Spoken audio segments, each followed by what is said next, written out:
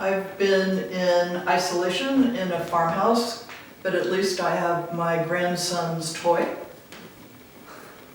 We've had to move studio. It has been very difficult, practically speaking, but of course the worst is watching people suffer and die. There's no COVID-specific work in this exhibition, but I want to believe some of the work is empathic, sympathetic.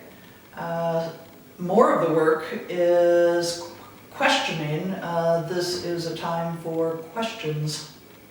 I'm very glad to be back at the gallery, even if I can't be present. I wish I were present because I like installing in person and I miss seeing everybody.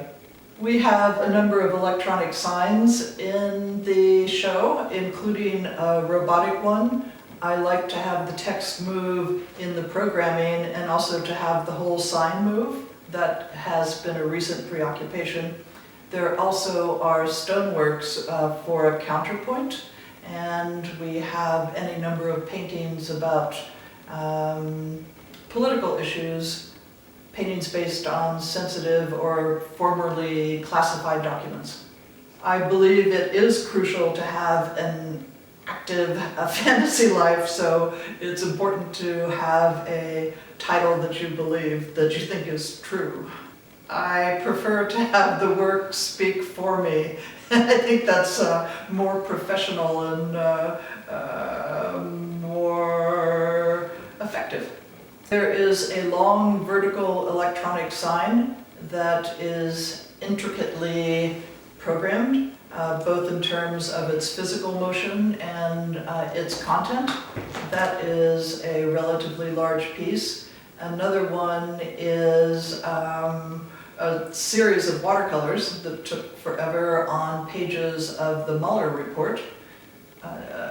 The leafed paintings, the oil paintings with metal leaf, have something to say, especially when the sunlight hits them. I've always wanted to be a painter, but I've been timid to do it since I failed so miserably in the 70s. So late in life, I've decided to go ahead anyway. The Mueller report was frustrating in significant ways, so I decided to paint on it while I waited for a result. Those are two questions. Again, I'll resort to saying it's better and I suspect more enjoyable to look at the work. I've spent much more time on that than I have on talking about it. I miss you.